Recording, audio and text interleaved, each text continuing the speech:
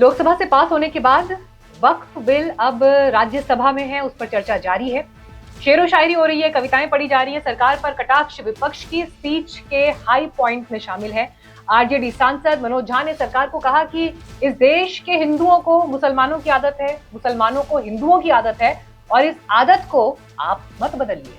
सरकार को एड्रेस करते हुए उन्होंने कहा, साथ ही ये भी कहा कि नॉमिनेटेड सांसदों पर नहीं, इलेक्टेड सांसदों पर भरोसा करिए, इलेक्टेड की वैल्यू ज्यादा है। वहीं आप सांसद संजय सिंह ने कहा कि गुरुद्वारा कमेटी में किसी गैर सिख को मेंबर बनाया जा सकता है क्या? मंदिर ट्रस्ट में किसी गैर हिंदू को मेंबर बनाया जा सकता है क्या? टीएमसी के सांसद नदीमुल हक ने राहत इंदौरी जी का शेर पढ़कर बताया कि सभी का खून शामिल है यहाँ की मिट्टी में, किसी के बाप का हिंदुस्तान थोड़े ही है। बीजेपी सांसद राधा मोहन अग्रवाल ने कहा कि वक्फ के लोग माफियाओं की तरह काम कर रहे हैं और ये जो कमजोर सेक्शंस हैं मुस्लिम तबके में, उनको मजबूत करने के लिए, उनके हाथ मजबूत करने के लिए सरकार की तरफ से सुधार है। खैर, लेकिन देखिए, सरकार अपने होमवर्क के साथ तैयार है, राज्यसभा से भी बिल पास हो जाएगा, नंबर सरकार ने अरेंज कर रखे हैं। लेकिन सवाल यह है कि सदन से पास होने के बाद, संसद की मुहर के बाद, क्या वक्फ कानून पर आखिरी फैसला कानून से ही होगा, अदालत से होगा? क्या कानूनी रूप से इसे चैलेंज दिया जाएगा? मुस्लिम पक्ष की आगे क्या तैयारी होगी, खासकर विपक्ष के वो नेता जो बड़ी पुरजोर तरीके से इसका विरोध कर रहे हैं? मुस्लिम पर्सनल लॉ बोर्ड की तरफ से कहा जा रहा है कि हम जन आंदोलन इस पर करेंगे। तो इसी विषय पर बात करने के लिए इस वक्त हमारे साथ खास मेहमानों का पैनल मौजूद है। बीजेपी से रमन मलिक जी हमारे साथ आ गए हैं। मुस्लिम पॉलिटिकल काउंसिल ऑफ इंडिया के अध्यक्ष तस्लीम अहमद रहमानी जी हमारे साथ इस वक्त जुड़ गए हैं। अहमद अयाज जी हमारे साथ जुड़ रहे हैं, आप पॉलिटिकल एनालिस्ट भी हैं और सेक्रेटरी हैं जे&के मुस्लिम पर्सनल लॉ बोर्ड के। हमारे साथ सीनियर जर्नलिस्ट तुलसीदास बोइटे जी भी इस चर्चा में जुड़ गए हैं। फिरोज बख्त अहमद साहब हमारे साथ हैं, आप लेखक भी हैं और फॉर्मर चांसलर हैं मौलाना आजाद नेशनल उर्दू यूनिवर्सिटी से।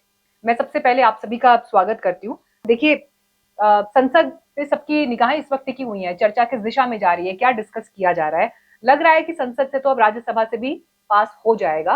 हालांकि बेशक नॉमिनेटेड सांसदों को लेकर मनोज झा ने बड़ी इंटरेस्टिंग टिप्पणी सरकार पर की, लेकिन सवाल यह है कि आपको लग रहा है कि कानूनी दहलीज पर ये बिल जाता हुआ दिखाई देगा कानून बनने के बाद भी, या ये लड़ाई अभी लंबी है? मेरिट पर ये निर्भर करता है और मुसलमानों के पास एक अच्छा खासा मेरिट है इस बात को लेकर, क्योंकि जो वक्फ की प्रॉपर्टी जो होती है वो मुसलमानों की डोनेट की होती है और उसका एक ख़ास पर्पज़ होता है। ख़ास पर्पज़ उसका ये होता है कि ये रिलीजियस पर्पजेज़ के लिए इस्तेमाल किया जाता है और चैरिटी के लिए और वेलफेयर के लिए इस्तेमाल किया जा सकता है। और ये आज की बात नहीं है। मुसलमान इस वक्फ प्रॉपर्टी को अंग्रेज़ों से पहले, जबकि हिंदुस्तान आज़ाद भी नहीं हुआ था, मैनेज करते आए हैं। इंडिपेंडेंस के बाद इसमें कुछ संशोधन आए और एडमिनिस्ट्रेशन की तरफ से एक एग्जीक्यूटिव ऑफिसर को ऑफिशियली इसके साथ एसोसिएट किया गया और कहीं कहीं कोई चेयरपर्सन जो सबसे बड़ा अधिकारी होता है बोर्ड का, नॉमिनेट गवर्नमेंट ने भी किया। जैसे जम्मू कश्मीर में अभी भी है एक वुमेन चेयरपर्सन है वहां।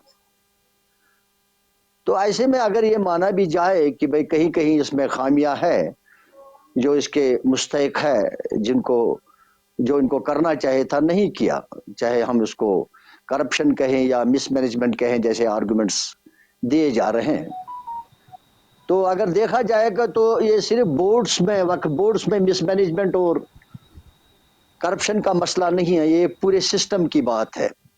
अगर शायद पूरे सिस्टम में कहीं करप्शन और मिसमैनेजमेंट नहीं होती, मिसगवर्नेंस नहीं होती, शायद वक्फ बोर्ड में भी ऐसा कुछ नहीं होता।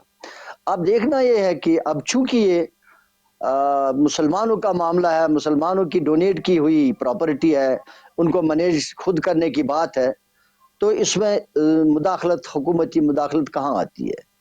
तो चूंकि ये माना जाएगा एक मजहबी मामलात में मुदाखलत है और उसके अलावा मुसलमानों के पास ये सबसे बड़ा मजहबी असासा मामले है। में दखल के रूप में क्यों देखा जा रहा है? यही तो कल से लेकर अब तक डिबेट जो चल रही है कि धार्मिक चश्मे से आप ना देखें इसे। कारण नहीं, क्या ये है इसको धार्मिक ही धार्मिक मसला है ना, ये धार्मिक ही मसला है, क्योंकि ये मुसलमानों का, जैसे नॉन मुस्लिम्स के पास मुख्तलिफ ट्रस्ट्स होते हैं, अपने ट्रस्ट्स होते हैं, अपने बोर्ड्स होते हैं, श्राइन बोर्ड्स होते हैं, तो उनको तो बोर्ड्स ही मैनेज करते हैं। अपनी उनकी अपनी प्रॉपर्टी डोनेट की गई है, हम इसको कहते हैं ठीक है। कि हम खुदा के नाम से इसको डोनेट करते हैं, ठीक है सर, आपका पॉइंट हम मैंने खुदा सुना। के, हाँ। ये पॉइंट एक ऐसा है जो बार बार डिस्कशन में आ रहा है। रमन मलिक जी, पहले आप इसी पर ही जवाब दे दीजिए। क्यों मुस्लिम कम्युनिटी के बीच ये मैसेज नहीं जा पा रहा है कि ये धार्मिक मसला नहीं श्राइन है? बोर्ड में कौन बैठा मैम? तो जम्मू कश्मीर से आते हैं साहब, और इसीलिए मैं पूछता हूँ कि जम्मू कश्मीर में श्राइन बोर्ड में कितने ऑफिसर्स, कौन कौन से काडर के बैठते हैं? ये आपने कभी देखा है? वहां पे क्यों फिर ऐसी बात आए कि मुसलमानों कॉन्ट्रैक्टर्स को क्यों वहां कॉन्ट्रैक्ट दिया जाता है, ये होता है वो होता है। आप एक तरफ से कॉन्स्टिट्यूशन की बात करते हैं, दूसरी तरफ से बोलते हैं ये निजता क्या बात है। ये नहीं है। देखिए, तीन इसमें विषय हैं जो बार बार कल जितनी भी डिबेट पार्लियामेंट में हुई, राज्यसभा में हुई, मैं भी देख रहा था, विभिन्न चैनलों पे भी था।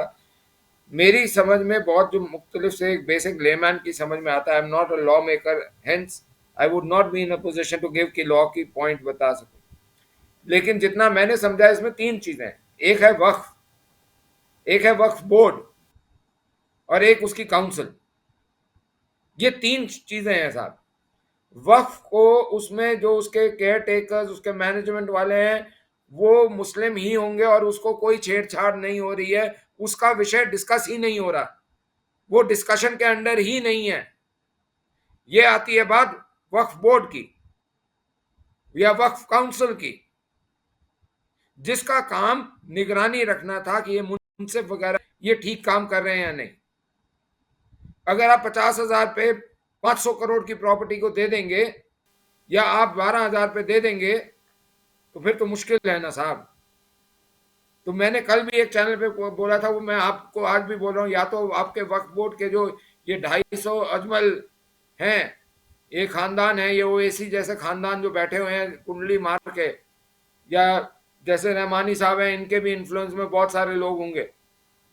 मेरा ये कहना है, या तो ये लोग सर वाड्रा ठीक है, साहब से निजी ट्रेनिंग टिप्पणी ले नहीं लें। है ना, निजी टिप्पणी नहीं, नहीं नहीं, पॉइंट वाइज पॉइंट बात मैं कर बोल रहे रहा हैं। हूँ जितना उनकी एक पोजीशन है, मैं उस हिसाब से बोल रहा हूँ, मैं उन पे नहीं मतलब बोल मैं रहा, बस मैं इतना उनकी चाह एक रही हूँ कि पोजीशन किसी भी की बात। गेस्ट पर ऐसे इंडिविजुअल टिप्पणी प्लीज नहीं करेंगे, फिर वो कुछ बोलेंगे, मैं नहीं चाहती कि उस तरह से मामला फिर सार्थक चर्चा ही नहीं हो पाएगी सर, प्लीज। मैं उसको रिफ्रेज कर देता हूँ।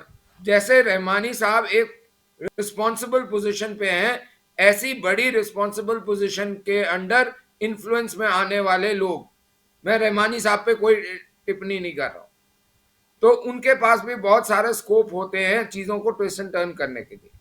मेरा कहना सिर्फ इतना सा है, और जिस चीज पे मैं बात करता हूँ वो ये है कि ये जो वक्फ की जमीन है, ये इस बात पे नहीं जाते कि वक्फ में जमीन आई कैसे, क्योंकि अगर उस पे जाएंगे तो फिर इतिहास के पन्ने खोलेंगे और वहां से खुदाई शुरू होगी, तो हर हर कब्र के नीचे एक शिवालय मिल जाएगा, उसका कोई फायदा नहीं है। लेकिन मैं जो बात हूँ वो बिल्कुल प्रिंसिपल बात कर रहा हूँ, कॉन्स्टिट्यूशन की बात कर रहा हूँ कि कॉन्स्टिट्यूशन के हिसाब से अगर पार्लियामेंट में कोई लॉ बनता है, वो लॉ पारित होता है पार्लियामेंट के हिसाब से, आपको ये अधिकार नहीं है कि आप देश की संसद के द्वारा पारित लॉ को ठीक है। फाड़े फेंकें, या उसके ऊपर आप ये बोलें कि हम तो नहीं मानते जी, हमारा ठीक मतलब है। नहीं। ठीक है, आप इस तस्लीम देश अहमद के रहमानी अंदर जी, आपने सुना अभी रमन मलिक जी ने पूरा कंप्लीट अपने वक्तव्य में क्या कहा। मुझे अब ये बताइए, देश की संसद अगर कानून पारित कर रही है, कानून बना रही है, तो क्या उसको एक्सेप्ट नहीं करना चाहिए, और बजाय कि ये कहना हम मानेंगे नहीं और फिर कानूनी रूप से उसको चैलेंज करना? अब क्या यही रास्ता बचा है? देश की संसद से पास हुआ हर फैसला कानून से ही फाइनल उस पर मोहर लगेगी क्या? ये पार्लियामेंट को ही सुप्रीम होना चाहिए आइडियली, लेकिन डेमोक्रेसी है। अगर लोग पार्लियामेंट में नंबर गेम के जरिए जीत रहे हैं और आगे बढ़ रहे हैं, तो कोर्ट एक रेमिडियल स्टेप है। हमने देखा कितने सारे जो पार्लियामेंट में कवानीन मौजूदा सरकार ने बनाए हैं, तकरीबन सभी के सब जो बहुत इंपॉर्टेंट नेचर के थे, उनको कोर्ट में जाना पड़ा। चाहे वो 10% इकोनॉमिक कोटा हो, या वो आर्टिकल 370 हो, या फिर वो ट्रिपल तलाक हो, या फिर वो यूनिफॉर्म सिविल कोड उत्तराखंड का हो, सबको ही जाना पड़ रहा है।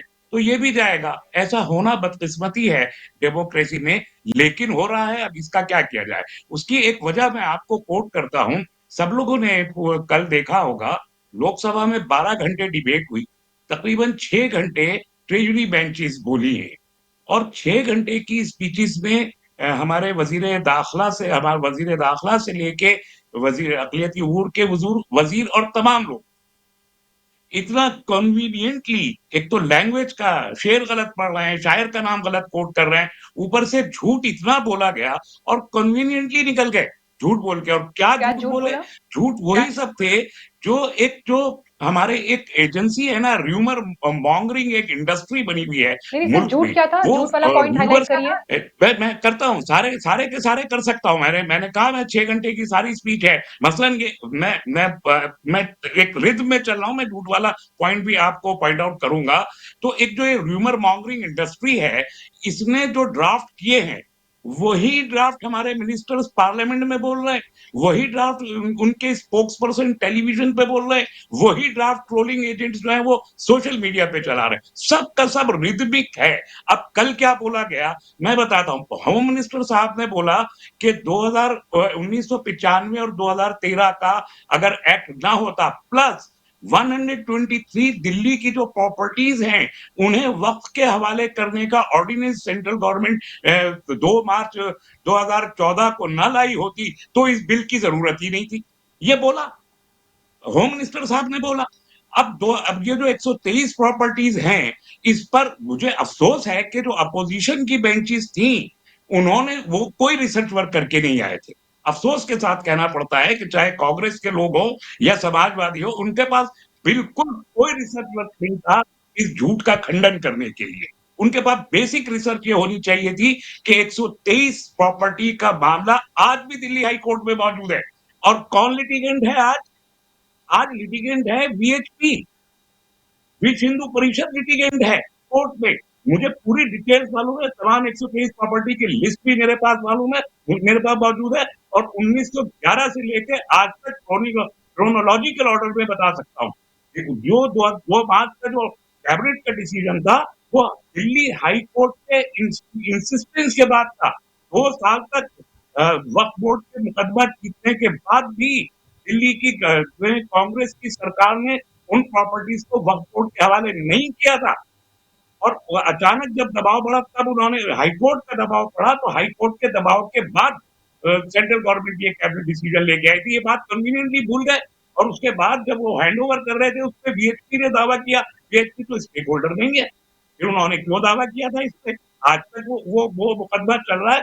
1 मेंबर कमीशन बनाया बीजेपी की गवर्नमेंट ने, उसकी रिपोर्ट आज तक पब्लिक नहीं की इसी बीजेपी गवर्नमेंट ने। और उसकी रिपोर्ट को पब्लिक किए बगैर 2 मेंबर कमेटी और बना दी। उसके रिकमेंडेशन के तहत land and building department Delhi का वक्फ बोर्ड को लिख देता है कि साहब ये जमीनें इनको दे दें, वो फिर वीएचपी कोर्ट में चला। ये एक झूठ। संबित पात्रा साहब ने इतने सारे कंट्रीज के नाम लिए, मुस्लिम कंट्रीज के नाम लिए, उसमें कि इन किसी कंट्री में वक्फ नहीं है। यानी तुर्की में तो मैं खुद वाकिफ हूं कि वहां बाकायदा वक्फ की आमदनी से पूरा का पूरा एक बैंक चलता है जिसका नाम है वक्फी बैंक। और दुनिया के मेजर जो औकाफ हैं, मुस्लिम वर्ल्ड के भी, नॉन मुस्लिम वर्ल्ड के भी, उनमें से एक तुर्की है। वो कह रहे हैं ट्यूनिस में नहीं है, लेबनान में नहीं है, लीबिया में। तो आप ताली बजवा रहे हैं और वो अपोजिशन तो के अपने लोगों आप ने ही बोल रहे हैं। ठीक राज्यसभा है, में आ रही हूँ रमन आप जी, आ बात जाओ से आपके अभी पास, वो देख कंप्लीट लीजिए। कर लेना, कंप्लीट कर लें। और कहीं भी नहीं किया। आप अभी तो कर ये लीजिए। जितने झूठ बोले आप एक गए काम हैं, करिए वो रहमानी जी, ऋषिकांत दुबे आप भी टाइप एक करके झूठ बोल देखिए, रहे थे गूगल वहां में सर्च करिए, प्रोफेट 10 टर्की के है वक्फ वक्त को बोर्ड। लेके। तो इतने सारे आप ये इतना टाइप जितने करके झूठ देखिए ना, बोल के तुर्की हैज आप अ एक वक्फ बोर्ड और आडंबर नॉट। क्रिएट करके आप जिस तरीके से वक्फ बिल को सर लाए आप हैं, तो तो दुनिया ये को तो कोर्ट चपटी में भी लेके बोलते थे। जाना ही पड़ेगा। इसके आपका अलावा विश्वास कोई तो कोई दुनिया चारा चपटी नहीं है, है ये कि भी था। कोर्ट में लेके इसको जाना पड़े। और कोर्ट में ये स्टैंड नहीं कर सकता। मुझे रहमानी मालूम है साहब, इसमें आप तो बहुत सारे दुनिया को ऐसी चपटी भी चीजें बोलते हैं हैं।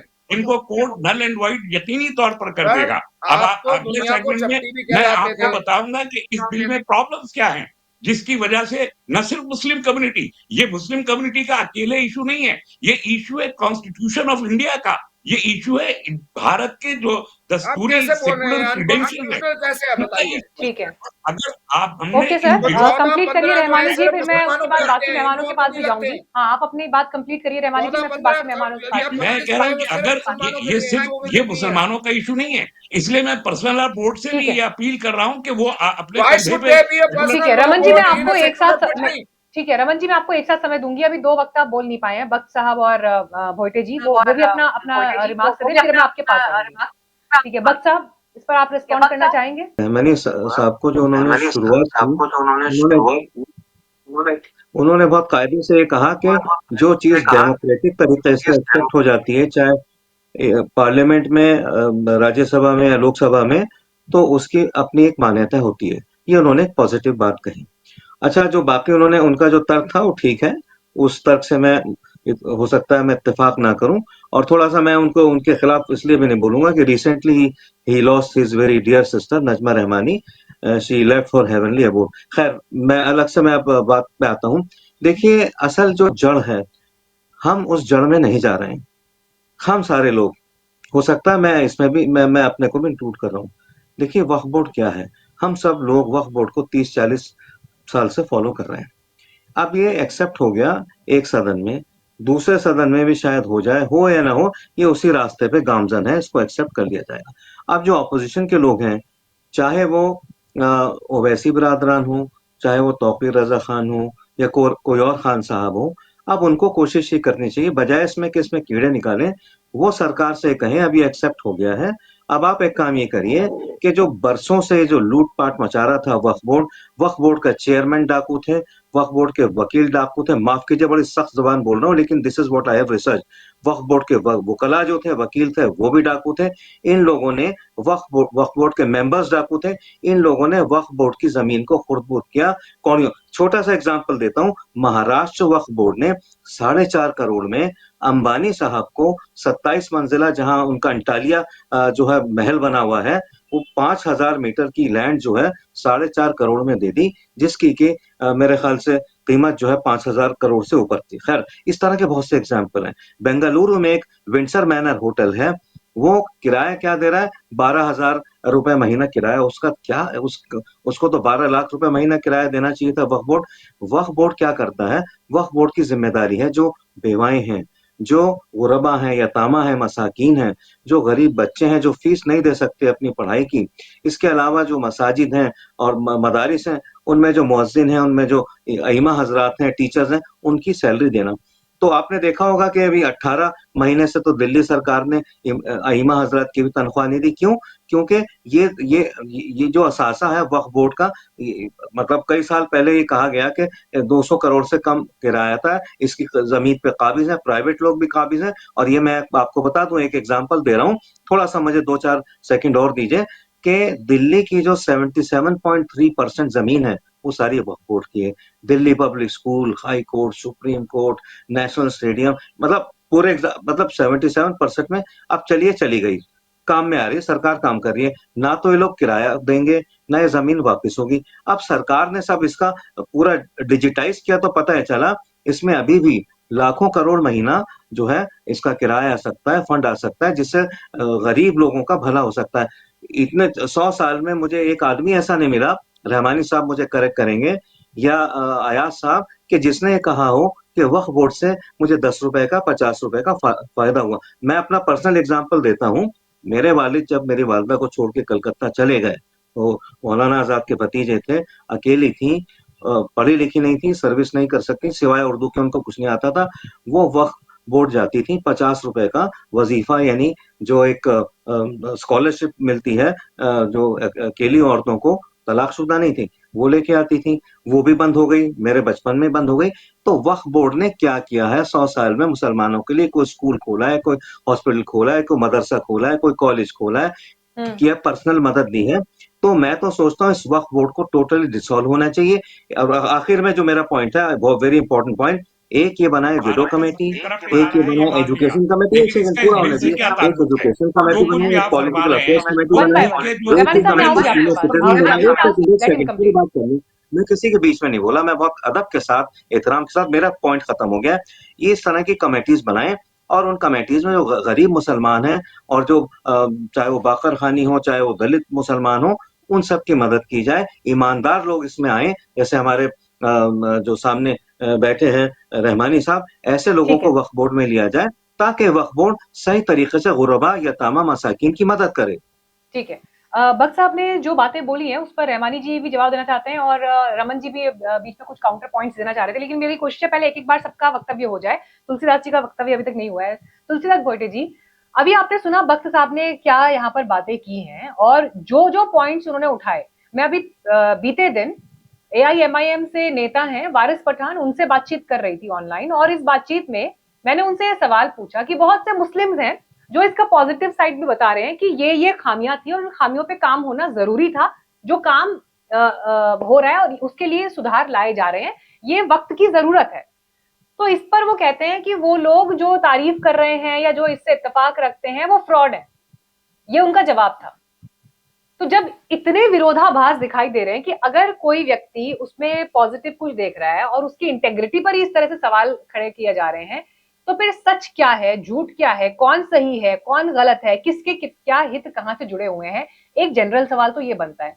और दूसरी बड़ी बात यह है कि जिस बात का बार बार जिक्र हो रहा है कि ये धार्मिक मामले में दखल है या सरकार दखल देना चाहती है, प्रॉपर्टी हड़पना चाहती है, जब इस तरह के स्टेटमेंट्स दिए जा रहे हैं, क्या एक आभासी डर मुस्लिम कम्युनिटी के बीच में फैलाया जा रहा है?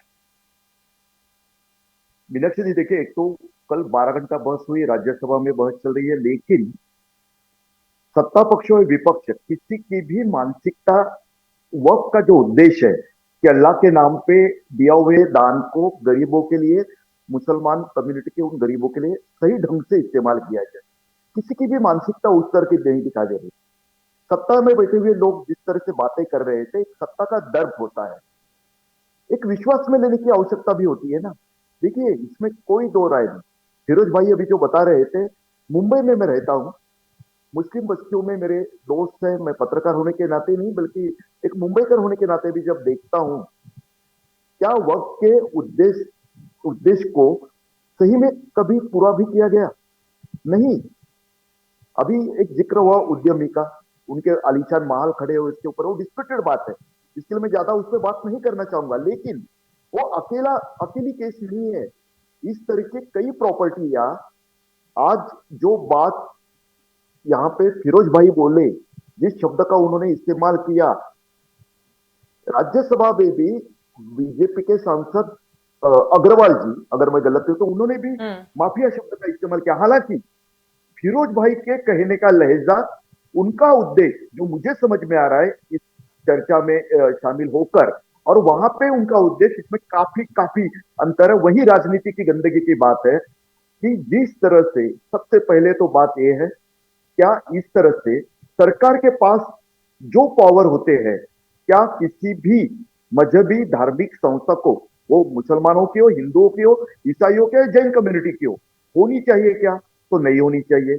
इसलिए इस विधेयक में जो सुधार करके नया विधेयक आया है, उसमें कोई आपत्ति नहीं लगती मुझे एक भारतीय नागरिक होने के नाते। लेकिन सवाल ये आता है कि जो डर की बात आपने मीनाक्षी जी की, बहुत काम की बात, सबसे बड़ा मुद्दा यही है कि मुसलमान कम्युनिटी के बीच में अगर मुस्लिम नेता, ओवैसी जैसे या कोई और नेता या खुद को सेक्युलर कहने वाले नेता अगर इस बहाने डर फैलाएंगे, तो इस तरह की कोई भी कोशिश न हो पाए। इसलिए किसको कोशिश करनी चाहिए थी? ये तो सत्ता पक्ष का काम है ना।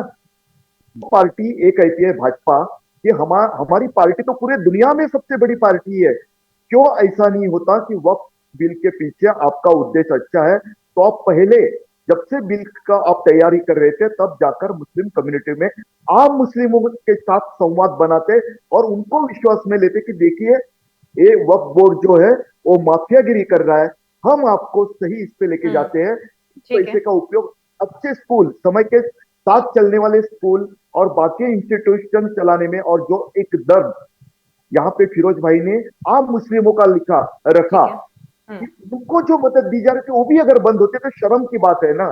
फिर किस काम की है ये बोर्ड? लेकिन सत्ता पक्ष अपनी जिम्मेदारी निभा नहीं पाया, गैर जिम्मेदार हरकत किया। और बार बार मीनाक्षी जी सिर्फ 10 सेकंड लेता हूं, पिछले कुछ वर्षों से बार बार ये देखा जा रहा है कि देखिए, मोटर एक्सीडेंट वाला, हिट एंड रन वाला बिल बहुत बढ़िया बिल था, क्योंकि ऐसी घटना होती है, उसको लाया, जब विरोध हुआ तो पीछे लिया। आप क्यों नहीं लोगों के बीच में जाते? जो जिनके लिए आप बिल बनाते हो उनके पास, वो टारगेट ग्रुप के पास जाइए, टीजे के पास जाइए, उनको बताइए, ये समझाइए। एक इम्पोर्टेंट पॉइंट आपने यहाँ पे उठाया है रमन मलिक जी। ट्रस्ट बिल्डिंग, विश्वास की कमी, विश्वास कायम करने के लिए जो प्रयास होना चाहिए, वो प्रयास क्या सत्ता पक्ष की तरफ से कम होता है। और ये अभी की बात नहीं है, किसान बिल को लेकर जो विरोध हुए और उसके बाद वापस लेना पड़ा, वो सबके सामने है। तो ऐसा क्यों हो रहा है बार बार? कहाँ पर कमी देखिए, छूट रही है? सोते सोते हुए को जगाना बहुत आसान बात है। जागे हुए को जगाना वो उसके पे डिपेंड करता है। आज जो लोग पंजाब के किसानों के लिए बोल रहे थे, उन्होंने ही उनके सर पे, पांव पे, पीठ पे हर जगह लाठी मार के उनके चीजें चुरा के वहां से भगा दिया। पंजाब में से भगाया ना। और माफ करिएगा, बोलना नहीं चाहिए, लेकिन वो कहावत है कि धोबी का कुत्ता ना घर का ना घाट का, वैसा छोड़ दी हालत। तो मेरा एक तो पहला आपने जो सवाल पूछा उसका जवाब ये है। दूसरा जवाब ये है कि इस जगह में से, इन हजारों हजार लाखों एकड़ में से क्या 4-5 हजार स्कूल नहीं बन सकते थे? क्या 4-5 हजार हॉस्पिटल नहीं बना सकते थे? क्या 4-5 हजार चीजें और नहीं बन सकती? अब देखिए, वो अम्मा इज कमिंग करके वो करती हैं, साउथ से आती हैं माता जी, और वो धार्मिक कार्य करती हैं। उन्होंने फरीदाबाद में 23-2400 बेड का हॉस्पिटल बनाया। आप बताइए कौन सा बनाया? आप ये बताइए कि कितने अनाथ आश्रम, कितने महिलाओं के लिए बनाए? कोई नहीं बनाए। आप महज 200 करोड़ रुपए से नीचे कमाई कर रहे हैं उसमें। बाकी कहां जाती है साहब? किसकी जेब में जाती है? वो जो ओवैसी के गुर्गों ने मैरियट होटल खोला है, जिसका उत्तराखंड के जो वक्फ बोर्ड के मेंबर हैं उन्होंने सारा दिया है, प्रूफ दिया है। आपने एक भी कम्युनिटी में से एक आदमी ऐसा नहीं है जिसके अंदर रीढ़ की हड्डी होती और वो बोलता कि ओवैसी खानदान के ऊपर मैं कोर्ट में जा रहा हूं और कोर्ट से ये डिमांड करता कि उनके पूरे परिवार के एसेट्स के ऊपर एक फाइनेंशियल फोरेंसिक ऑडिट करा जाए और ये देखा जाए कि उन्होंने कैसे कमाई करी है। नहीं करा। क्या आपको लगता है कि 12,000 रुपए महीने में एक जमीन जिसके ऊपर 5 सितारा होटल बने उसको दिया जा सकता है? वैसी ही लीज दिल्ली में है, और दिल्ली की सरकार को ताज मानसिंह होटल जो है 150 करोड़ रुपया साल का देता है। तो ये तो एक प्रॉपर्टी से कमाया जा सकता था जितना वक्फ कमा रहा है। बहरहाल आपने नहीं कमाया। आप ये बताइए, हर मस्जिद के सामने कोई पंचर की दुकान, कोई मीट की दुकान, कोई दुकान खुली हुई है और उसका पैसा ना पर्ची है ना खर्ची है, कागज नहीं दिखाएंगे। ये सीए के टाइम पे रमन जी, तमाशा करा था। आज जब सांसद मनोज झा टाइम पे करा था। संसद में बोल रहे थे, रमन जी, जब सांसद मनोज झा आरजेडी से संसद में बोल रहे थे, तो उन्होंने आज एक पॉइंट रखा। उन्होंने ये कहा कि आप इसे कमर्शियल पर्पस से देखना बंद करें, कि प्रॉपर्टी है, बिजनेस है, हर चीज को आर्थिक नजर से देखना बंद करें। ये जो है ये अलग तरह का मामला है और यहाँ पर भावनाएं जुड़ी हुई है, इबादत से जुड़ी हुई है। इस पर क्या जवाब है आपका? लालू जी ने बड़े स्पष्ट रूप से बोला था पार्लियामेंट के अंदर कि इसके अंदर धोखाधड़ी है, ये करप्शन का अड्डा बना हुआ है। मैं ये पूछना चाहता हूं कि क्या ये जो 250 परिवार हैं और उसके बाद उनके एजेंट्स हैं आगे और उनके मालिक हैं, ये जो चेन है ऊपर नीचे की, इन सब के पास क्या ये इसका जवाब है कि ये इतने सालों में ये लाखों एकड़ से किसी का एक का भी भला नहीं कर पाए अपने बिना? क्यों ये नहीं हो पाया कि वक्फ को कटोरा लेके सरकारों के पास जाना पड़ रहा है कि अपने मौलवियों की दे दें तनख्वाह? जिसके पास भारत की तीसरी सबसे बड़ी जायदाद हो, क्या उसके पास इतना भी नहीं कि उस पूरी जायदाद में अगर वो एक रुपया गज भी कमाता हो, तो सोचिए कितने गज हैं। 4840 गज होते हैं एक एकड़ में। 30 लाख एकड़ कितनी जमीन होती है? उसमें अगर 1 रुपया भी कमाते होते तो ये सोचो जवाब देना चाहते हैं इस पर। तो एक बात तो ये, और लास्ट जो मैं बोलूंगा, रहमानी साहब बोले, मैं आपसे सिर्फ 10 सेकंड और फालतू चाहूंगा। मेरा कहना मात्र इतना सा है कि आपके पास उधर जाइए, क्योंकि मेरा अपना व्यक्तिगत मानना यह है कि किसी भी सेकुलर देश में पर्सनल लॉ बोर्ड हो ही नहीं सकते। State can not recognize a religion if it is secular, और इट शुड स्टॉप सेइंग कि हम सेकुलर हैं। दूसरी चीज जो सबसे बड़ी है कि अगर आपके ट्रस्ट हैं तो आप ट्रस्ट, हिंदुओं के भी ट्रस्ट हैं, ईसाइयों के भी ट्रस्ट हैं, उनमें अगर कुछ होता है तो वो कोर्ट के अंदर भी जाते हैं, और कोर्टों को प्रावधान नहीं दिया वो आपने, आप कोर्टों को भी कैंसिल कर देंगे। कैंसिल कल्चर इतना बड़ा है, आज बख्श मुगलों साहब का आप जमाना टिप्पणी नहीं है, करना चाह रहे खत्म हैं, हो करिए, गई। फिर रहमानी साहब एक साथ जवाब देंगे। हाँ बख्श साहब ये बहुत संक्षेप बहुत में सर। छोटी हाँ सी टिप्पणी मैं करना चाह रही हूँ, बहुत छोटी सी टिप्पणी संक्षेप में। हमारे तुलसी दास जी ने एक बहुत अच्छी बात उठाई। उन्होंने कहा सरकार को भी चाहिए था, मुस्लिम कम्युनिटी जो कि इतनी मतलब वाइब्रेंट कम्युनिटी है, 20-30 करोड़ लोग हैं, उसको कॉन्फिडेंस में लेना चाहिए था, और अगर ये बिल पॉजिटिव है उनको समझाना चाहिए था, जो कि ये काम करने में हुकूमत कामयाब नहीं हुई, पहली ठीक है। चीज। और दूसरी छोटी सी टिप्पणी यह है कि मुसलमानों से भी मैं कहना चाहता हूँ, मैं उनका कोई ठेकेदार, दुकानदार, मकानदार कुछ नहीं हूँ, लेकिन उनसे रिक्वेस्ट ये करना चाहूंगा, इस बिल के आने के बाद हुकूमत का रवैया देखें। जैसे वो गुमराह कर रहे थे ओवैसी साहब, मस्जिद चली जाएगी, अरे चाहे वो मोदी जी हो, चाहे वो प्रेसिडेंट मुर्मू हो, सुप्रीम कोर्ट हो, एक मस्जिद तो बहुत बड़ी चीज है, 1 इंच वक्फ की जमीन की ये लोग उस पर गासिबाना कब्जा नहीं कर सकते। तो ये बिल्कुल गुमराह किया जा रहा है। मुसलमानों को चाहिए, देखिए अभी मतलब शुरू नहीं हुआ, क्या करेंगे, ट्रेन आई नहीं है स्टेशन पे, से पहले कह रहे हैं अरे ट्रेन में टॉयलेट नहीं है, उसमें सीट नहीं है, उसमें गद्दियां नहीं है, उसमें बिजली नहीं है, पंखे नहीं है।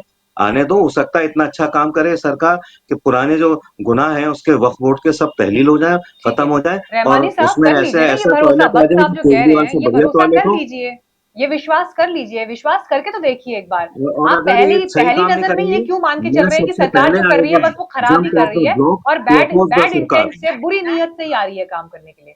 पहली नजर में ही ऐसा देखिए मानकर क्यों चल मीनाक्षी, रहे हैं? थोड़ा मैं तो एक विश्वास बात रखिए। अर्ज करना चाहता हूँ कि जो रमन जी फरमा रहे हैं या जो फिरोज बख्श साहब ने फरमाया, और हमारे जो तुलसी जी फरमा रहे हैं, मुझे इस बात पे कोई इख्तलाफ नहीं है। अगर भारत के स्टेट्यूटरी बॉडीज का ऑडिट किया जाए और उसमें करप्शन का एक कोई लिस्ट मेरिट बनाई जाए, तो मे बी वक्फ बोर्ड्स और Waqf council can top that list. मुझे इसमें कोई एतराज नहीं है। ये है, ये बात भी सही है कि जो चैरिटीज मुसलमानों को वक्फ के जरिए करनी चाहिए थी, हॉस्पिटल्स बनाना या यतीम खाने बनाना या और बहुत सारे काम हैं जो मुसलमान तारीख में करते चले आए हैं, और अब भीख का कटोरा लेके हाथ में खड़े हैं, वो काम नहीं हुआ। ये बहुत शर्मनाक है। एज ए कम्युनिटी और as a member of the community मैं खुद उसके लिए शर्मिंदा हूं। और मजे की बात यह है कि मुझे 1000 गज सिर्फ जमीन चाहिए थी एक रेडियो डायग्नोस्टिक सेंटर चैरिटेबल बनाने के लिए, मुझे कभी नहीं मिली, कभी नहीं दी, और लोग 1 करोड़ जमीन ले गए। वो आज इशू नहीं है। आज इशू ये है कि गवर्नमेंट जो बिल लेकर आई है, उस बिल में देखिए, वो किसी का शेर है कि मुझे शादाबी सहने चमन से खौफ आता है। यही अंदाज थे जब लुट रही थी जिंदगी मेरी। जो फिरोज बख्श साहब कह रहे हैं, इंतजार करें। देखिए, एक कलेक्टर साहब थे फैजाबाद में 1949 में, के नायर साहब, तब तक ये बिल आया नहीं था। उन्होंने खुद ही एक जायदाद का फैसला कर लिया।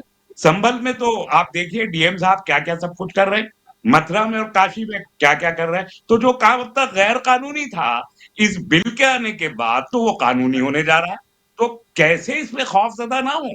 ट्रेन तो आ चुकी है, ट्रेन तो है। 37 लाख प्रॉपर्टीज जो वक्फ बाय यूजर हैं, वो अंडर थ्रेट है। आप कह रहे हैं कि वो अंडर थ्रेट नहीं है।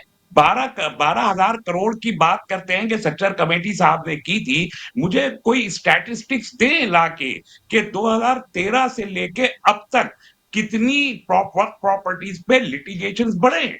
जो 31,000 लिटिगेशंस आपने पोर्टल पे डाले हैं, उसमें से सिर्फ 3,000 लिटिगेशन मुसलमानों के डाले हुए हैं, बाकी सब नॉन मुस्लिम्स के डाले हुए हैं। तो ये जो कुछ हो चुका है साबित में, और अब वक्फ बाय यूजर को खत्म करके आप 37 लाख प्रॉपर्टी पर जो सवालिया निशान लगा रहमानी रहे हैं, साहब आपके घर के ऊपर कर लो। ट्राइबल्स रहमानी साहब ट्राइबल्स सुनिए, आप एक मुसलमान हैं, आपके घर के ऊपर मैं कब्जा कर लूं, के इसको एरिया बचाने में की ठीक है, किसकी रमन जी अपना जिम्मेवारी पॉइंट है? रखिए। हाँ नहीं आप सुन लेते ट्राइबल हैं। एरिया में नहीं, वक्त नहीं कर लेकिन सकते। रहमानी रहमानी जी ये साहब तो आप मान आपके रहे हैं घर ना के कि ऊपर दिक्कत मैंने हो रही कब्जा है कर वहां पर, लिया, शिकायतें आ रही हैं, आपके कितनी घर के रजिस्टर्ड ऊपर मैंने शिकायतें कब्जा हैं, कर लिया, यही तो होना इसको घर चाहते। का उसको साहब, चलाने की सुधारने की आप जिम्मेवारी बजाय मेरी नहीं, किसकी है? दिल्ली ग्रीवेंसेस मतलाउल सुन में लो। इस दलील का आप मतलब यहाँ भी समझ नहीं नहीं आ सुनना रहा। हाँ चाहते। रमन जी मेरी बोलिए। हाँ ग्रीवेंसेस तो सुन ले। मैंने अपना गुनाह कबूल कर रहमानी लिया, साहब आपके मगर घर के मेरी ऊपर मैं सजा का कब्जा कर ऐलान लेता करने हूँ, से पहले मेरी उसको मुसीबत ना तो सुन ले। बचाने का गुनाह ठीक है, किसने आपका पॉइंट सुन लिया किया? सर। रमन जी आप बोलिए। ट्राइबल, हाँ आप कह रहे रमन हैं जी कि जो बोलिए। ट्राइबल मैं एरियाज ये है बोल रहा हूँ, उनमें मैंने अब वक्त रहमानी नहीं हो साहब के घर सकता। के ऊपर कब्जा कर लिया, ठीक मैंने है सर। रहमानी साहब के घर के ऊपर कब्जा कर लिया। अब ये जो जबरन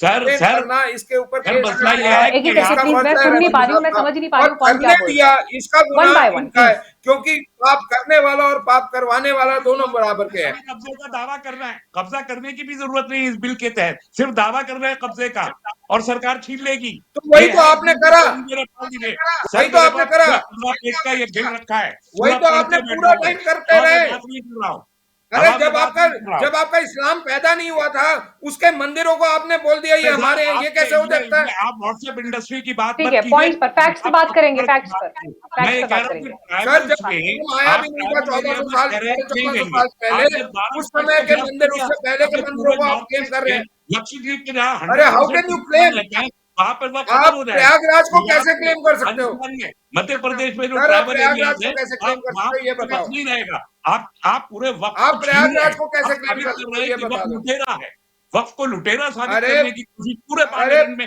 हर दिन प्रयागराज को अच्छा आप ठीक है, कैसे, अब ओके, रहमानी साहब, एक सेकंड सर, एक सेकंड, अगर एक धर्म सेकंड, पर एक मत सेकंड, करो। रुकिए रुकिए, एक सेकंड रुकिए प्लीज, आप प्लीज रहमानी साहब मेरी बात सुनिए, प्रयागराज रहमानी साहब आप एक सेकंड सुन फायर लीजिए सर, करने के लिए क्लेम कर रहे हैं, कैसे कर रहे हैं? रहमानी साहब बात सुन लीजिए, इसमें अभी किसी की आर्ग्यूमेंट नहीं जा रही है, किसी की आर्ग्यूमेंट ऑन रिकॉर्ड नहीं जा रही है, क्योंकि आवाज क्लैश हो रही है, नहीं समझ में आ रहा कौन क्या बोल रहा है। रहमानी साहब, आपने अभी एक लाइन ये बोली कि पूरी संसद इस बात में जुटी है वक्फ को लुटेरा साबित करने में, ये आप अभी कह रहे हैं।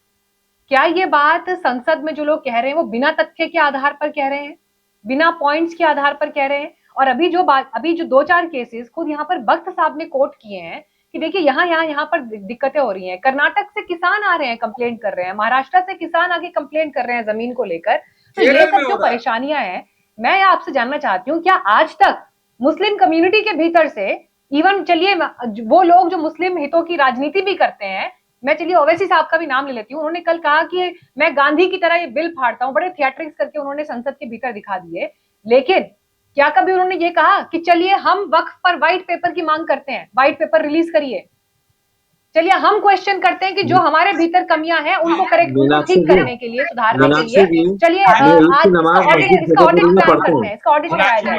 मीनाक्षी जी, ये मैं मुस्लिम पक्ष के मस्जिद भीतर से ये मैं मांग आज ईद तक क्यों की नहीं उठी नमाज कि इसका मस्जिद ऑडिट कराया फतेहपुर में जाए? पढ़ता हूँ, तो वहाँ और के आप ये इमाम चाहते हैं साहब कि जो है सरकार इस उन्होंने पर हाथ मुझसे पे हाथ शिकायत धरे करी, बैठी उसका रहे? सारा जो फर्श इस है देश टूटा हुआ है, में मैदान टूटा अगर हुआ है, रेलवे और और सेना वक्त के बोर्ड बाद, को 10वां मरतबा रेलवे और लिखी सेना है, के बाद उसकी सबसे ज्यादा मिलिट्री जमीन सीट है, अगर वक्फ के और वो पास है साहिब फैज और हजरात की उसमें अनियमितताएं दिखाई दे रही है प्रत्यक्ष रूप से, तो इस ट्रांसपेरेंसी में दिक्कत क्यों है सर? इस सुन ट्रांसपेरेंसी में लीजिए, जो दिक्कत है सरकार बिल्कुल इग्नोर कर दे, ध्यान ना दे इस बात पर। कोई मुझे समझाए कि जो बिल पार्लियामेंट में लेकर आई है सरकार, उसमें इस करप्शन को रोकने के कौन से प्रोविजन दिए हैं सरकार ने, ये बात तो बताई जानी चाहिए ना। हाईकोर्ट में ये है जाने कि का प्रोविजन है, आप कोर्ट में जाइए, हाईकोर्ट में जाने का प्रोविजन है। कोर्ट में जाने के प्रोविजन से क्या करप्शन रुक जाएगा?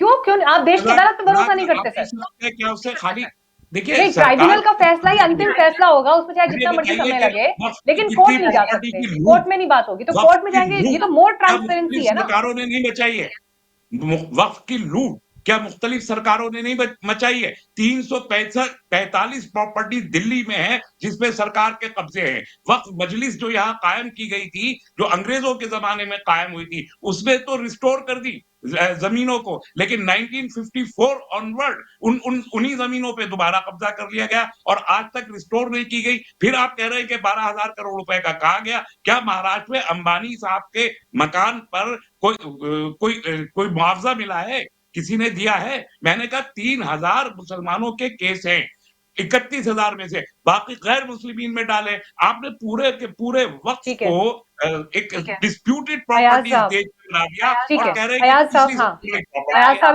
इस पर अपना आर्ग्यूमेंट रखना चाहते हैं। हाँ, मैं आ रही हूँ मलिक जी आपके पास, अयाज साहब बोलेंगे पहले। इसमें हम सब मुत्तफिक है, हम भी इस चीज को एग्री कर रहे हैं कि वक्फ प्रॉपर्टीज को प्रॉपरली मैनेज नहीं किया गया, जो मुस्तहिक लोग हैं उन तक उनका लाभ नहीं पहुंचा, उसमें कोई हम ये नहीं कह सकते कि नहीं है, और ये भी हम मान लेते कि उसमें करप्शन का एलिमेंट हो भी सकता है, क्योंकि we can't say with certainty, लेकिन होने के अच्छे चांसेस है।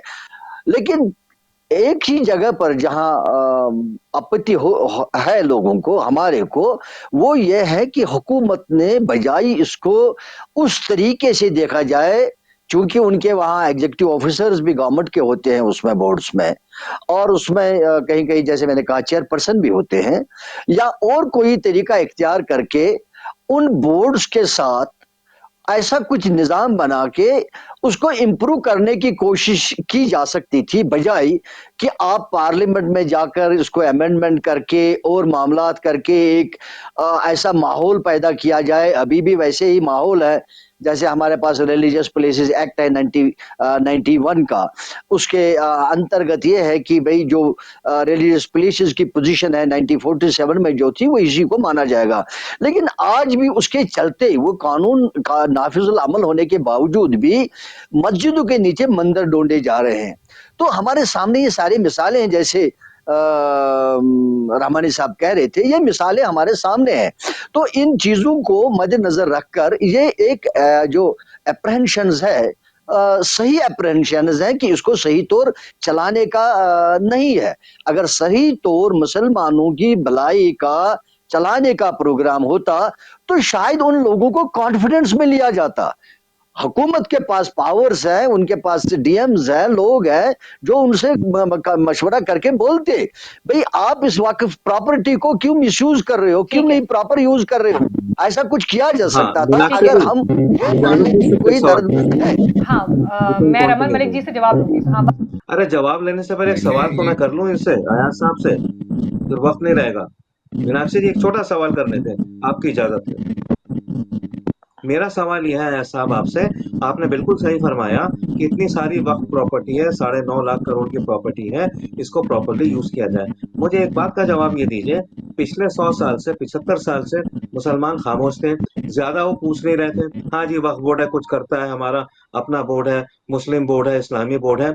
लेकिन जैसे ही सरकार ने ये कहा कि हम इसमें चेंजेस लाना चाहते हैं और मुसलमानों को, जो गरीब मुसलमानों को फायदा नहीं पहुंच रहा, उसको हम फंड दिलवाएंगे, उसकी जो प्रॉपर्टीज जिन पे कब्जा है कब्जे वापस करा के वक्फ बोर्ड को दिलवाएंगे, ताकि गरीब मुसलमान, यतामा, मसाकिन और गुरबा की खिदमत हो। तो सब टूट के पड़ गए, अरे ये तो खा जाएंगे मस्जिदों को, मदरसों को।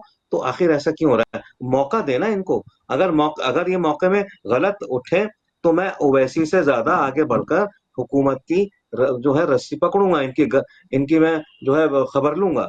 जवाब दे दीजिए। दिक्कत वहीं पर है जो मैंने 1991 का रिलीजियस प्लेस का एक्ट का जिक्र किया। मैंने क्यों किया?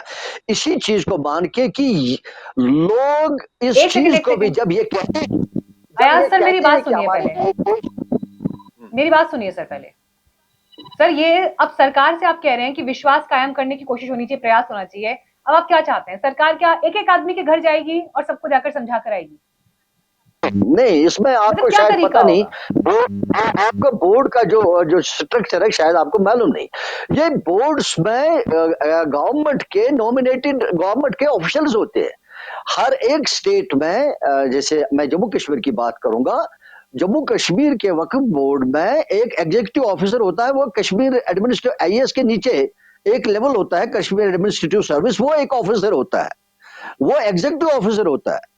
और जो अगर हम जम्मू कश्मीर की बात करेंगे, चेयरपर्सन जो है, जो बोर्ड को मैनेज करती है, वो एमओए स्टेट की है, गवर्नमेंट नॉमिनेटेड है, सेंट्रल गवर्नमेंट की तरफ से नॉमिनेटेड है, वो एमओए स्टेट होता है उसका। इसीलिए तो मैं कह रहा हूँ, मैं ये चाहती हूँ, चलो जेएंडके की बात करते हैं। आपके पास कोई कम्युनिकेशन नहीं आया? मैं आपसे आपका इंडिविजुअल अनुभव पूछ रही हूँ, कोई कम्युनिकेशन नहीं आया आपके पास सरकार की तरफ से? मैंने एक मिसाल के तौर पर ये कहा, अगर गवर्नमेंट इसमें संगीन हो जाती, सीरियस हो जाती। सर मुझे आप जवाब दीजिए, आपके पास कोई कम्युनिकेशन वहां पर आया या नहीं आया? आप लोगों तक कोई मैसेज पहुंचा, कम्युनिटी के पास कोई मैसेज पहुंचा, सरकार की तरफ से कोई प्रतिनिधि आप लोगों के पास, कोई कम्युनिकेशन, कोई बातचीत कुछ हुई या नहीं हुई? जेपीसी में हुआ कम्युनिकेशन सबका, लेकिन जेपीसी में आउटकम क्या था ये तो सरकार ने बताया नहीं आज तक। पार्लियामेंट नहीं बता रही कौन हक में था, कौन ठीक है सर, आप लोगों ने अपने पॉइंट रजिस्टर कर दिए। अब रमन जी को जवाब दें। रमन जी, सरकार सुनती नहीं है किसी की। ये जो बात वो कह रहे हैं कि हमारे पास हमसे कोई बात करने नहीं आया, हमें कोई सुनने नहीं आया।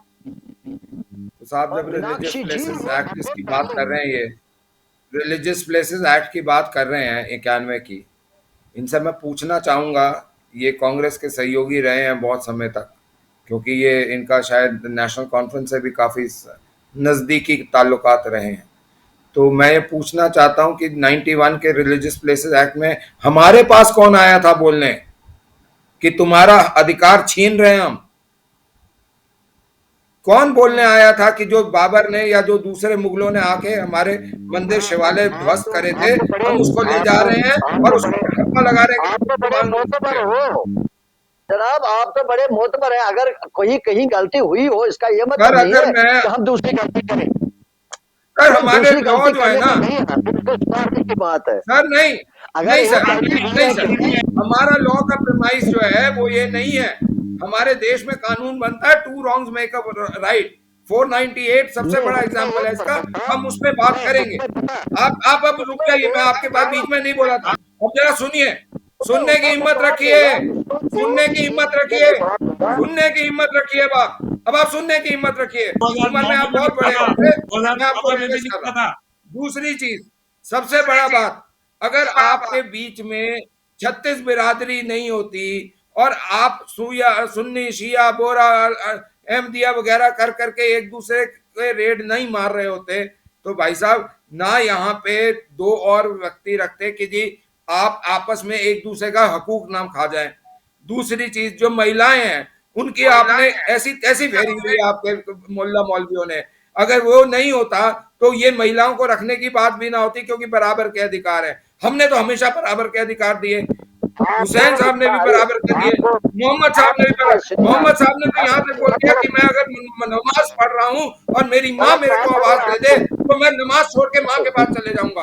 तो ये जो बातें हैं ना, आप इसमें मत आइए। आप महिलाओं को तो बराबर समझते नहीं है, आप उनका अधिकार क्यों नहीं करते? मेरे पास नूह से केस आया था, मेरे पास मीनाक्षी जी, मेरे पास नूह से केस आया था। और नूह ठीक से है केस क्या आया था कि एक व्यक्ति की 3 बीवियां थी। अयाज एक साहब, एक बीवी बार को सुन लीजिए। उसके देखिए 2 आप अपनी बीवियों का पारी पता में नहीं पूरा था। बोल चुके हैं, उस समय आपको किसी ने नहीं रोका सर। अब प्लीज उनको एक कंप्लीट करने एक दीजिए। बीवी को उसकी 2 बीवियों के बारे में पता नहीं था जिस बंदे से शादी करी। ये केस है और मैंने पंचायत में बैठा था। वो बीवी जो थी वो अलवर के पास रहती थी कहीं, और उसको उसके बच्चों को प्रॉपर्टी में राइट नहीं दिया गया था मैं उस जवाब बच्चों दूं। को। और अगर उसका हक मारना था, क्योंकि उस जो सबसे बड़ी बेगम थी उन मियाँ साहब की, उनकी जो उनके वालिद थे वो एक मौलवी थे और वो सारा पैसा खा गए। उसके बच्चे बेचारे रोड पे थे, समाज ने पैसा इकट्ठा करके दिया कि जी उसको पढ़ाओ, तब वक्फ बोर्ड कहां मर गया? ऐसे नहीं होता साहब कि आप मनमानी करते चलेंगे और कोई कुछ नहीं बोलेगा। ये देना मेरा फैक्ट है जरूरी कि मैं बनता है। आऊंगी सर, आपको उनको कंप्लीट तो करने आप दीजिए ना। लोग जितने डिस्टर्ब भी करेंगे हैं, तो किसी की आवाज यहाँ नहीं पे आएगी। कोई मिटा के मिडल ईस्ट का कोई नहीं है, मिडल ईस्ट जेनेटिक पूल का कोई नहीं है, सब इंडिक जीन पूल के हैं। आपके बाप दादा 10 पीढ़ी पहले वो सारे हिंदू थे, वो ठीक है सर, हिंदू थे पॉइंट पे जो बात डर करिए, के पॉइंट पर। हाँ, मुसलमान बन मुद्दे गए। पर बात करिए सर। लेकिन हमने हमने देखिए हर हिंदुस्तानी की मदद करनी है, हमने सिर्फ आपकी ईगो सेटिस्फाई नहीं करनी है। ठीक है देखिए दो अयाज चीजों का साहब, मैं अब जवाब प्लीज दूंगा। शॉर्ट में, हाँ शॉर्ट में दीजिएगा सर, मेरे पास टाइम कम है, संक्षेप में जवाब दीजिएगा एक प्लीज। तो आपने 1991 की बात करी और दूसरा आपने जो महिलाओं की बात करी, इन दो का जवाब दूंगा मैं।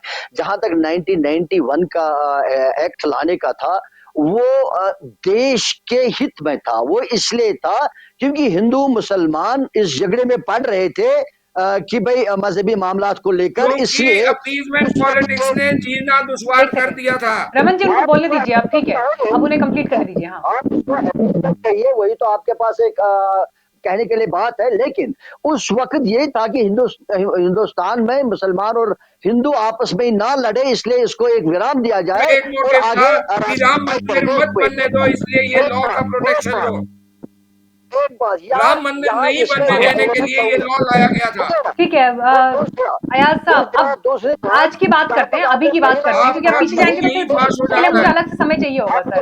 अब 91 एक्ट पर, वर्शिप एक्ट पे बात करेंगे सर, तो फिर वो एक लंबी डिस्कशन है। जहां तक आपने इस्लाम में महिलाओं की बात करी, के बाद सबसे 91 के एक्ट ज्यादा की तो कोई हैसियत ही नहीं रही। 91 के एक्ट की बात अब क्या कर रहे अगर हैं? कोई ठीक है इंडिविजुअल लेवल पर कोई सर, मैं आज के बात इशू पर करता बात है करना चाहती हूँ, मेरे पास समय की कमी है। क्लोजिंग रिमार्क्स में तुलसीदास भोइटे जी, ठीक है, बाकी सभी गेस्ट का ऑडियो भी नीचे करिए, क्योंकि अब ठीक है, please one by one. Tulsidas Bhoite ji, मुझे बताइए, अब आप जो संसद से हम पिक्चर देख रहे हैं, आपको क्या लग रहा है इसके बाद जब ये मुहर लग जाएगी संसद की, कानूनी अदालत के भीतर जाता हुआ ये मामला दिखाई देता है, चैलेंज किया भी जाएगा, मैसेज क्या जा रहा है सोसाइटी के बीच? देखिए, मैसेज तो विश्वास का जाना चाहिए। जो बातें होती है उसमें सबसे बड़ी जो कमी दिखाई दे रही थी रिजिजू ने एक बात कही है, 3 शब्द इस्तेमाल किए उन्होंने, ट्रांसपेरेंसी, अकाउंटेबिलिटी और एक्यूरेसी पे जोर दिया। मुझे लगता है बस इन 3 शब्दों को अगर असल में लाए हम उसमें, तो काफी फायदा होगा। नहीं तो मुस्लिम कम्युनिटी में गलत मैसेज जाना तय है। लेकिन देखिए, इसमें सिर्फ मैं सत्ता पक्ष की बात नहीं तुलसीदास जी, करूंगा। लेकिन देखिए सरकार भी तो ये देखकर चल रही है ना कि अगर मुस्लिम कम्युनिटी की तरफ से जो विरोध आ रहा है या जो भी चीज है, ये उनके भी कैलकुलेशन में होगा। उसके बाद में अगर वो ये मजबूती से बिल्कुल कदम उठा रहे हैं, तो उन्हें क्या दिखाई दे रहा है जो उनकी उपलब्धि की लिस्ट में जुड़ रहा है? देखिए, व्हाट आर जो दे गलतियां आइंग ऑन? जो उनकी नजर किस गलतियां चीज पर है? या जो अपराध वक्फ बोर्ड में बैठे हुए कुछ मुट्ठी भर लोगों ने अभी तक किए हैं, मुस्लिम कम्युनिटी का एक तरह से शोषण ही किया था, उसमें कोई दो राय नहीं हो सकती। लेकिन अगर सरकार ने बनाए हुए नई मशीनरी उस तरह से उसी इस पे चली जाती है, तो बहुत बड़ी गलती हो जाएगी। सरकार को सही में ट्रांसपेरेंट और एक्यूरेट काम ही करना चाहिए, नहीं तो एक बड़ी समस्या तैयार हो सकती है। एक ही छोटी सी बात सिर्फ मैं विनम्रता से रमन जी को बताना चाहूंगा। रमन जी, बहुत अच्छा लगा कि 20% मुसलमान कम्युनिटी के महिलाओं के लिए आप जितने तीव्रता से बोल रहे थे। कृपया, हमारे यहाँ भी शिरडी देवस्थान है, हमारे यहाँ सिद्धि विनायक है, तिरुपति है, कृपया 80% हिंदू महिलाओं में भी काफी जरूरत है। उन लोगों के लिए भी हम आप जो चंदा देते हैं ना, उस मंदिर में जो डोनेशन देते हैं, उसका भी सही इस्तेमाल अगर हो जाए, तो काफी बड़े एहसान हो जाएंगे इस देश पर। ऐसा मुझे विनम्रता से कहना है। ठीक और एक छोटी सर सी बात, हॉस्पिटल बन रहे हैं, वहां छोटी सेकुलर सी बात, हॉस्पिटल छोटी बनते सी हैं, ठीक बात, है, चलिए मेरे दो पास, हाँ वहां सर स्कूल कंप्लीट करिए बनने भोसले जी, मेरे पास समय कम ही है 225 सर। का मीनाक्षी जी, 225 का पर आपने कानून प्रिविलेज देखी का है? रिस्पेक्ट कीजिए करके हम आपने लोग कहीं पे बताते हैं, क्योंकि प्रिविलेज पार्लियामेंट देखी ने है? बनाया है। 91 का भी कानून पार्लियामेंट ने ही बनाया था, तो हमें सबको दोनों कानूनों का रिस्पेक्ट करना है। ठीक है, देखिए ओपिनियंस कई हैं, बड़े स्ट्रॉन्ग विरोधाभास भी आपको दिखाई दे रहे हैं, लेकिन पक्ष विपक्ष दोनों की अपनी दलील है। इस बीच संसद से कानून का रास्ता पास होता हुआ दिख रहा है, कहीं कोई रोड़ा अटकता नहीं दिख रहा। लेकिन कानूनी अड़चने अब आगे आने वाले दिनों में क्या होंगी और उसके लिए क्या तैयारी होगी, सड़क तक क्या ये रण जाता हुआ दिखाई दे रहा है, ये सवाल बना हुआ है। नजर इस पर हमारी बनी रहेगी। थैंक यू सो मच आप सभी का आज इस कार्यक्रम में हमारे साथ जुड़ने के लिए, समय देने के लिए बहुत धन्यवाद। नमस्ते।